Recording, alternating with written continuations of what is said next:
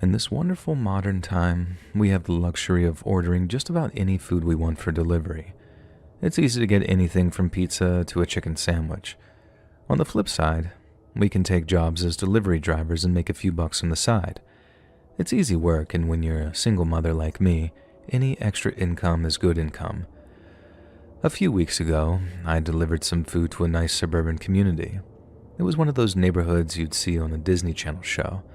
Nice houses, picket fences, you know the neighborhoods I'm talking about. And like all the deliveries I make, I'm supposed to take a picture of the food at the front door. Think of it as like an insurance policy in case the food is at the wrong house or stolen or something weird happens. I place the food in front of the door, on top of the small staircase that leads to the door. I took a few steps back and took a picture of it. After taking the picture, I was walking back to my car when I was confronted by an extremely angry and enraged woman who came out from the house across the street.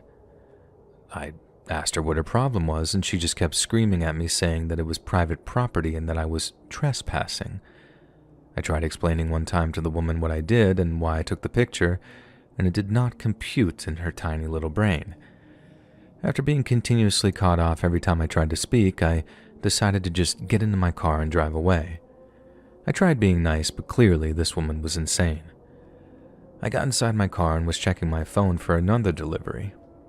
The woman started to bang on the hood of my car, causing me to jump from being startled. I got out of the car aggressively to see if there was any damage, and she ran back to her house. There was no damage, but I was so done with this delivery and I decided to just call it a night. I ended up driving home and spending the evening with my daughter. We ate dinner, played some games, and watched a movie together. I put her to bed and started binge-watching one of my favorite shows, and I would have guessed that it was around midnight when I heard someone knocking at my front door, knocking rather aggressively, I might add. I couldn't believe what I was looking at through the peephole in the door. It was the crazy woman from the delivery earlier in the day. I didn't answer. I didn't even say anything. I just kept watching this woman, trying to figure out what she was doing at my house. She had to have followed me home, which was already insanely creepy, and while I was watching her, she went over to the walkway that led to my front door. From the driveway, I have this path of little stones that leads to the front door.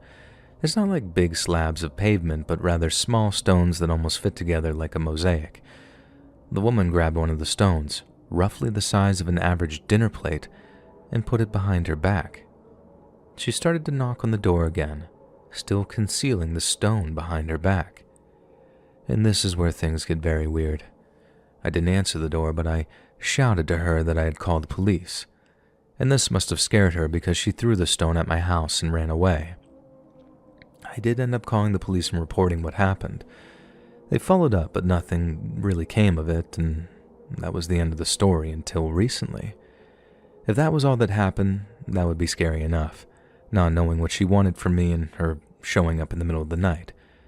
But things got much worse. About a week after the incident, I saw the woman at the grocery store.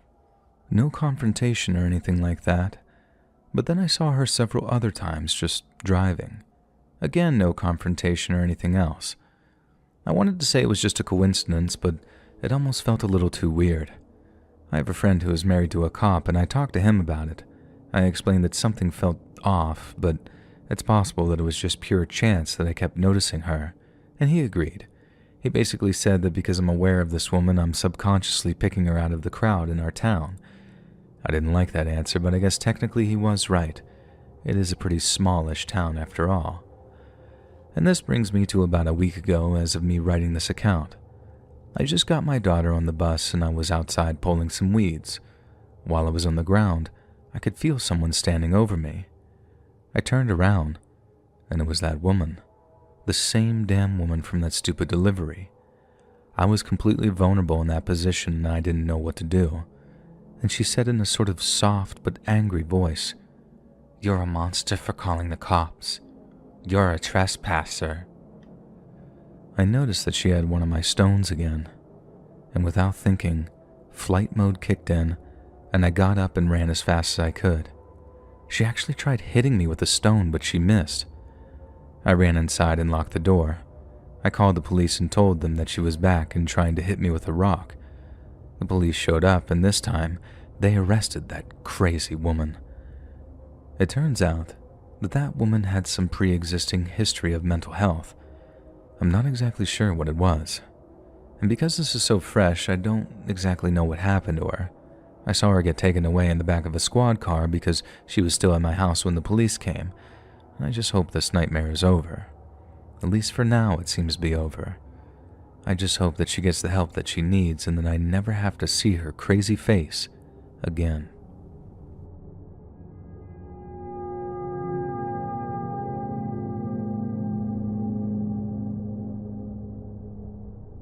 In my early 20s, I had a knack for spending more money than I could afford. When I got my first real taste of making money, it's not an understatement to say that I was reckless. One of the first things I did was get a new car with extremely high payments. Instead of leasing a smaller, cheaper car, I decided that I was going to buy a BMW. It's not a top-of-the-line one, but still a BMW, and my payments were over $600 a month, which may not seem like a lot for some people, but for me, it was crippling. I barely made enough money to pay my bills, and I still lived with my parents at the time, and so I found myself doing all sorts of tasks for friends and family members to make some extra money. I regularly watched my friend Dom's dog. Dom had to go out of state every other weekend for his job, and since he didn't have a wife or girlfriend, he had me as his dog sitter. And I did this for about 6 months and honestly loved the job. He lived in a nice and quiet neighborhood. The dog, Willard, was a golden retriever and was such a good dog, not to mention easy to care for. And these bi-monthly trips to Dom's were something I looked forward to. But like most good things in the world, it eventually came to an end. I'm sorry about the pessimistic attitude, but the last time I watched Willard, the evening started like every other weekend dog-sitter trip. We'd play in the yard for a while, go for a walk, and then wind down at around 9 p.m. One of the reasons why Dom trusted me was because he knew I could never have people over or anything like that because I would work early in the mornings on the weekends. Usually I would be asleep around 10, but on this Saturday night, I was invested in a movie that ended a little after 11. The movie was Inception, just in case you were wondering. And after the movie, I let Willard out while I got myself ready for bed. I always felt weird about sleeping in Dom's bedroom, so I would usually sleep on the couch with the dog. Just as I was getting comfortable, the doorbell rang. I looked at the clock and it was about 11:16 p.m. My mind immediately went to someone in Dom's family. I couldn't imagine anybody else ringing the doorbell in his neighborhood at this hour, and I rushed to the door, and standing on the other side was a young man, most likely in his early 20s like me. He looked clean-cut and didn't have a threatening presence about him, and I opened the front door but kept the outer screen door shut and locked. And talking through the screen, I asked him if I could help him with something, and he didn't seem weird or sketchy, and in a very confident voice he said to me, "Hey man, I got the food you ordered." And 2 things I feel like I need to mention here. 1, this was before all the food ordering apps, so your food never just got dropped off at the door. You had to physically go and pay for the food at the door and have an interaction with the delivery driver. And 2, you're probably assuming that Willard is like most dogs and that she's barking like crazy at someone ringing the doorbell. Well, she isn't like most dogs. Not only did she not bark, but she stayed on the living room couch the entire time I had an interaction with that delivery driver. I was kind of annoyed by this more than anything. I definitely wasn't scared. I mean, why would I be? I had no reason to believe that this was anything other than just some mistake. I explained to the guy that he had the wrong address and that I didn't order any food. We had a quick back and forth, and then we figured out that the delivery was for a different address, and he accidentally went to the wrong house. The guy started to apologize, and I told him not to worry. While he was apologizing, I noticed that his car was filled with 3 other people, 2 in the back and 1 in the passenger seat. I thought that was pretty weird. I never noticed delivery drivers have anyone else in the car with them, let alone an entire carload of people. We finally wrapped up our conversation and locked the door. I made my way back to the living room and tried to get myself comfortable again, and I was a little annoyed, but I understood accidents do happen. Not 2 minutes later, the doorbell starts ringing like crazy. You know that annoying sound of the bell just ringing non-stop? Well, I jumped up and ran to the door. It was the delivery driver, and now he looked a little bit more panicked. I didn't open the front door but shouted through the window beside the door. I asked what he wanted, and he told me that he accidentally hit my car in the driveway while he was trying to leave. And before I could answer, he put his head down and said in an almost ashamed voice, "I'm sorry, man, but it looks like there's a little damage. I hate to bother you, but I think you should take a look." Now I was furious. I opened the front door and started following the delivery driver down the driveway toward my car. I didn't even put shoes on. Several feet from the car, I noticed something strange, though. His car, which was filled with passengers just a few minutes ago, was now empty. I stopped abruptly, and the delivery driver told me to keep going, and that the damage was on the other side of the car. It may have taken a while, but finally I started to get the feeling that something just wasn't right.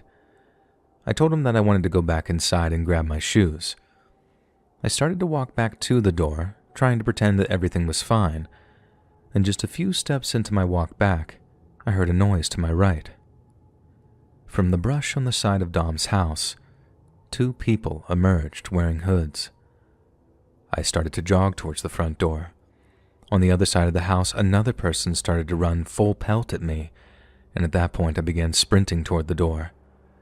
I was inches from the house, and one of the men tried to tackle me. Thankfully, he was just far enough away that he made contact with my ankle, but it wasn't enough to trip me up. I freaked out, got inside, and locked the door behind me. That tackler was immediately at the front door, banging and trying to open it. I was able to get a glimpse of the man who tried tackling me. He looked like he was tan, a skinny guy with a buzzed hair. He had a scruffy beard and a tattoo of some tiger on his neck. I grabbed my phone and called the police right away. I stared out the window while I was speaking with the dispatcher, and I saw all 4 of them standing near my car. I told dispatch what had happened and gave them a very detailed description of the delivery driver and the tiger tattoo man, and I watched all 4 men get into the car and drive away. I was able to tell the police that it was a red Honda Civic, and the police eventually showed up and took my entire statement. But what's frustrating for me is that even with all the details I gave the police, they never caught any of these dudes. But what's most frustrating is that I have no idea why I was targeted. I didn't recognize these guys, and when I told Dom about the incident, the appearance didn't sound familiar to him either. It's scary what can happen out there in the world when you least expect it.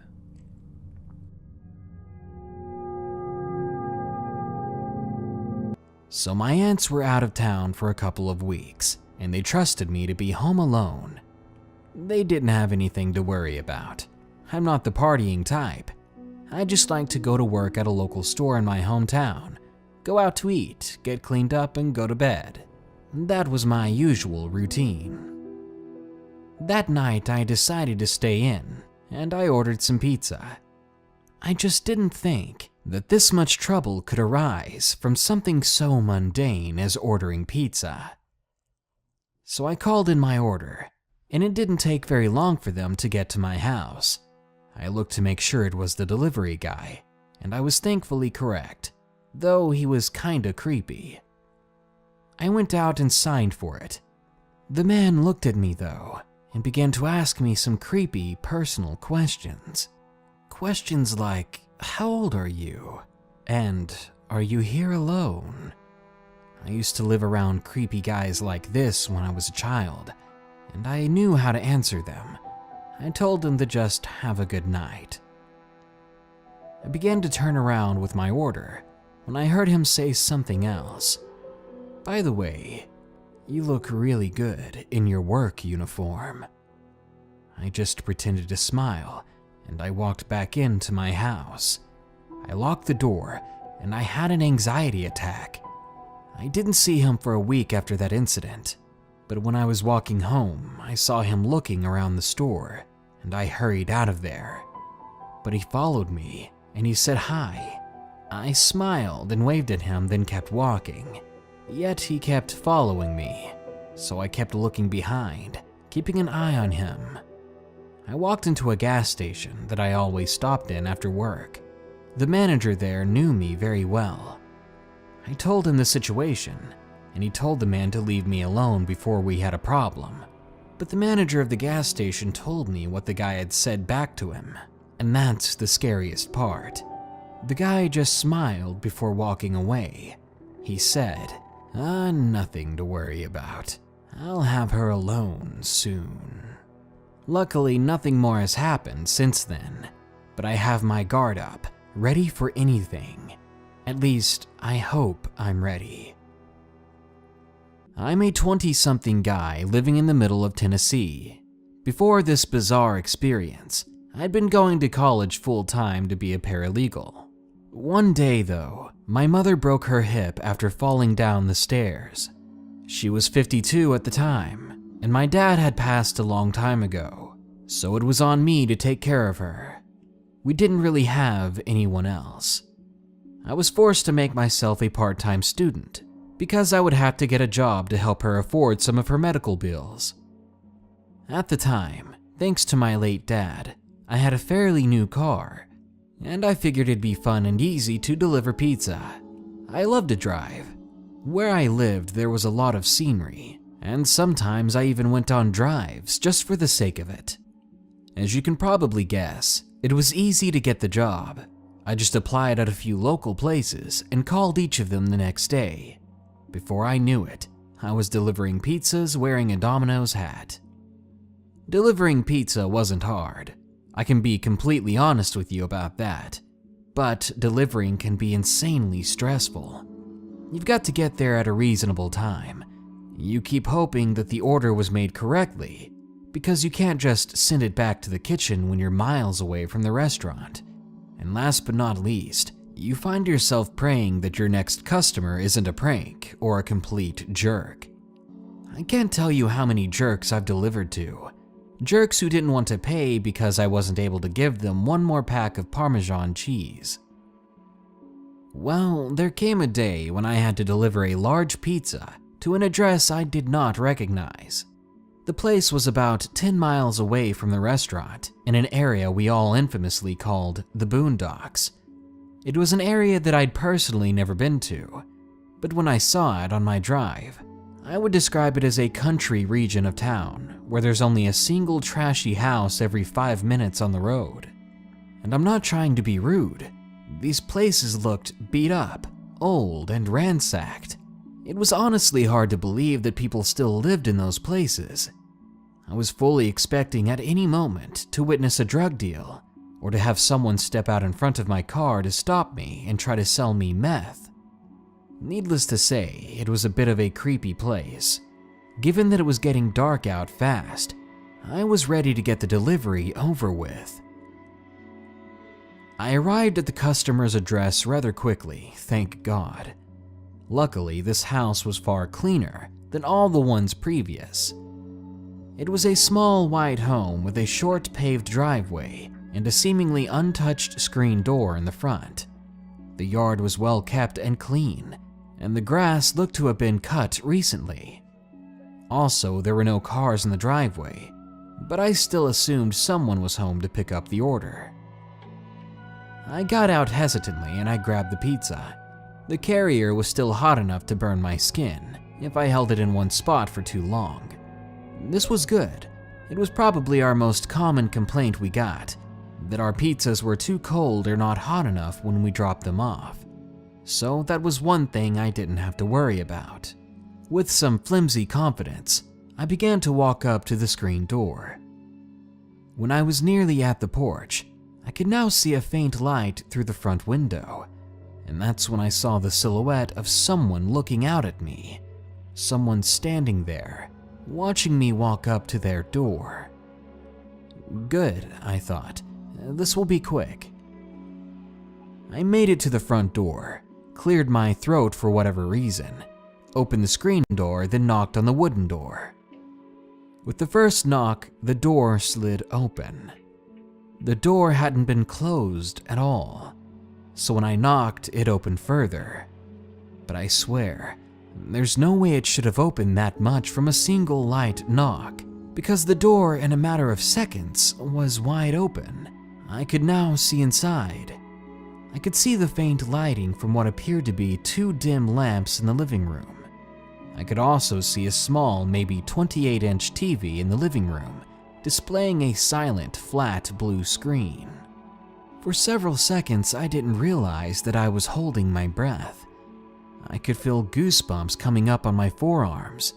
What in the world was going on here? Hello? I said. It definitely wasn't loud enough to get anyone's attention though, so instead, without stepping through the doorway, I knocked on the open door, hoping to let someone know that I was here. I waited for at least 2 minutes, but I didn't hear a soul. Nobody walking or talking in the house. No sign that anyone lived there. I stood there, frozen and silent, trying to listen. "Behind you," a voice whispered. I felt breath on the back of my neck, cold, chilling breath. Immediately, I spun around.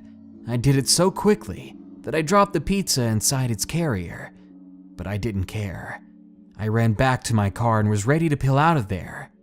But I made the mistake of looking back at that dang house. I saw it in the window. The silhouette of a person standing there, still watching me. Except now, they were waving. I hauled tail out of there. When I made it back to the restaurant, I was written up for failure to deliver and for losing my pizza carrier. I thought I was going to be fired, to be honest with you, but I think my manager just went easy on me, as she knew the situation with my mother. On one of my rare days off, one of the days I didn't have to work or take care of my mom or go to school, I went back to that strange neighborhood. I found that house again, but it took me a while to be sure that the place I was looking at was really the same place. Because even though it had been about 2 weeks since the incident, the place was a wreck. The screen door was hanging off of its hinges with holes in the screen. The white paint on the outside was now an off-white or nearly yellow, with patches of chipped paint.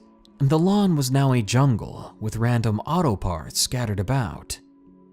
I gathered my courage and drove back to the nearest neighbor I could find. I knocked on their door and excused my intrusion.